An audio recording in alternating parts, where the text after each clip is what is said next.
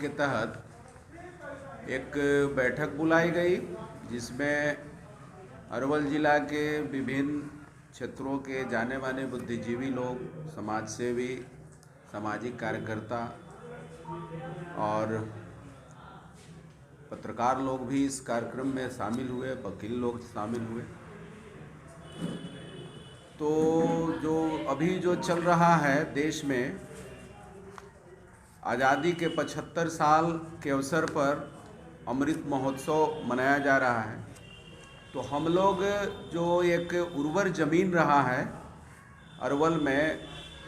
आज़ादी की लड़ाई में 1857 से लेकर और अभी तक लोकतंत्र की रक्षा के लिए लगातार सतत लड़ने वाले लोग यहाँ हमेशा रहे हैं। तो उसी की तैयारी को लेकर हम लोग आगे और कैसे समृद्ध किया जाए, यहाँ जो गुमनाम रहे हैं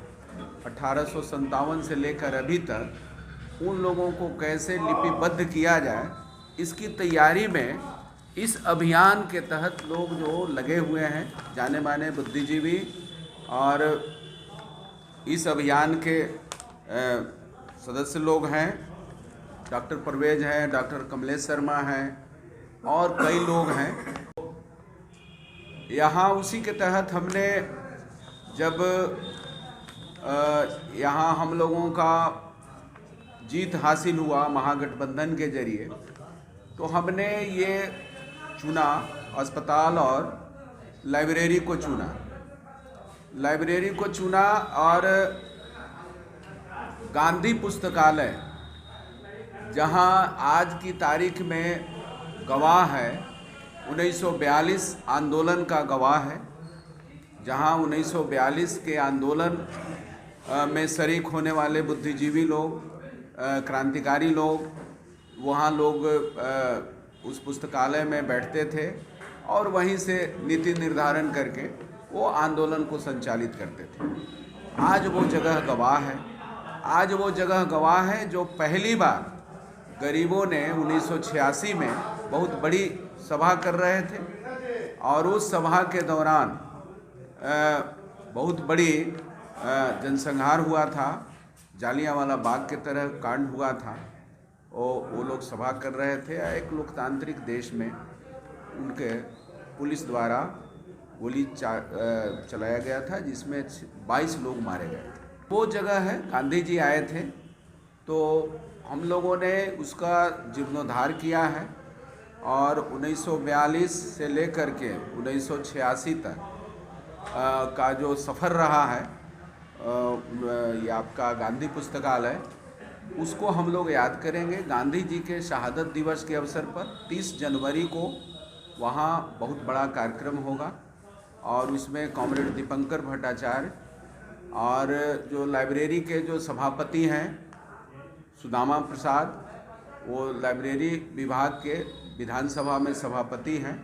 वो सुदामा प्रसाद रहेंगे। कई जाने माने बुद्धिजीवी लोग रहेंगे, डॉक्टर परवेज से लेकर कई और जाने माने इतिहासकार लोग उस कार्यक्रम में शरीक होंगे और यहाँ के बुद्धिजीवी लोग उस कार्यक्रम का आयोजन करेंगे। एक तो 30 तारीख का है, उन लोगों का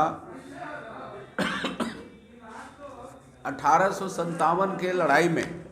जीवधर बाबू का बहुत बड़ा योगदान रहा है, यहाँ के योद्धा रहे हैं और उन्होंने शहादत दी है। बाबू कुंवर सिंह के साथ एक अपना भूमिका निभाने वाले मगध क्षेत्र में उन्हीं के नेतृत्व में एक बड़ा लड़ाई शुरू हुआ था और उन्होंने शहादत दी थी। तो 22 जनवरी को बाबू जीवधर सिंह को याद करते हुए 1857 के और बहुत सारे लोग जो हैं यहाँ बेलाओं से लेकर और जगहों पर जो आंदोलन हुआ है उस लड़ाई में शहादत दिए हैं। तो उनको याद करते हुए एक सेमिनार किया जाएगा, एक आयोजन किया जाएगा, कार्यक्रम किया जाएगा, जो अरवल के ब्लॉक परिसर में ये आयोजन होगा। इसी बैनर के तहत, आज़ादी के 75 साल जन अभियान बैनर के तहत ये कार्यक्रम होगा और 30 जनवरी के पूर्व, शहादत दिवस के पूर्व श्याम बिहारी बेनीपुरी जी, जिनको गोली से मौत हुई थी, शहादत हुई थी कुर्था में, और वहाँ पर 29 को हम लोग कुर्था में शहादत दिवस के पूर्व संध्या पर एक कार्यक्रम होगा। तो ये हम लोगों के बीच का कार्यक्रम रखी गई है। 1857 से लेकर असहयोग आंदोलन, सबने अवज्ञा आंदोलन और 1942 के अंग्रेज़ों भारत छोड़ो आंदोलन में अरवल की प्रमुख भूमिका नहीं रही है। 1857 में ब्रिटिश हुकूमत के खिलाफ बड़ी लड़ाई का यह क्षेत्र रहा और मगध के महानायक, जिन्होंने 1857 का नेतृत्व औरंगाबाद, गया, जहानाबाद, अरवल, नवादा, नालंदा और पटना जिला में किया, खभैनी के बाबू जीवधर सिंह। उनके इलाके में, उनके नेतृत्व में बड़ी लड़ाई लड़ी गई, जहां सलेनो स्टेट को तहस नहस कर दिया गया, बंगला पर नील की कोठी को जला दिया गया,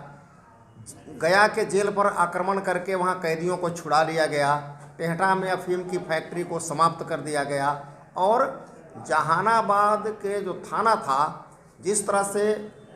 किसान क्रांतिकारियों को अंग्रेज पेड़ में लटका करके फांसी देते थे, वहाँ के दरोगा बेनी प्रसाद को लोगों ने पेड़ में लटका करके फांसी दे दिया। कल्पा में रामफल सिंह नाम का दरोगा मारा गया। पूरा का पूरा अगर आप देखेंगे तो अरवल से लेकर के जहानाबाद 1857 के महासंग्राम का यह रणक्षेत्र बना हुआ था। अपने उन वीर बांकुड़ों को, आज़ादी के दीवानों को, जिन्होंने देश की आज़ादी के लिए शहादत दी, बाबू जीवधर सिंह से लेकर के और इस्माइलपुर के जयप्रकाश ओझा, ठाकुर ओझा, जिनको गया में फांसी दी गई, इन तमाम लोगों के इतिहास को सामने लाना, और हमारे इलाके में 1857 से लेकर 1942 तक का इतिहास जो पसरा हुआ है, जिसके बारे में हमारी पीढ़ियां नहीं जानती है, भावी पीढ़ियां नहीं जान पाएंगी, उस इतिहास को सामने लाना, उसके साथ जोड़ना और इस इतिहास के प्रति लोगों को संवेदनशील बनाने के साथ साथ आज के दौर में एक नए राष्ट्र के निर्माण की चुनौतियां जो हमारे सामने है, उसको पूरा करने के लिए यह अभियान चल रहा है। अगस्त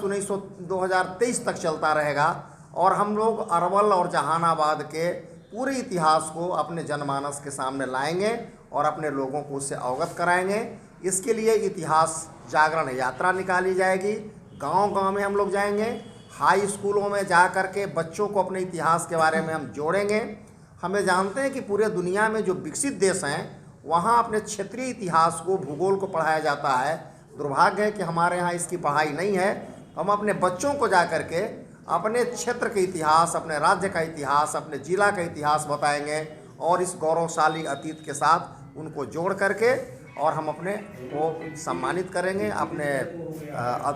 शहीदों को सम्मानित करेंगे।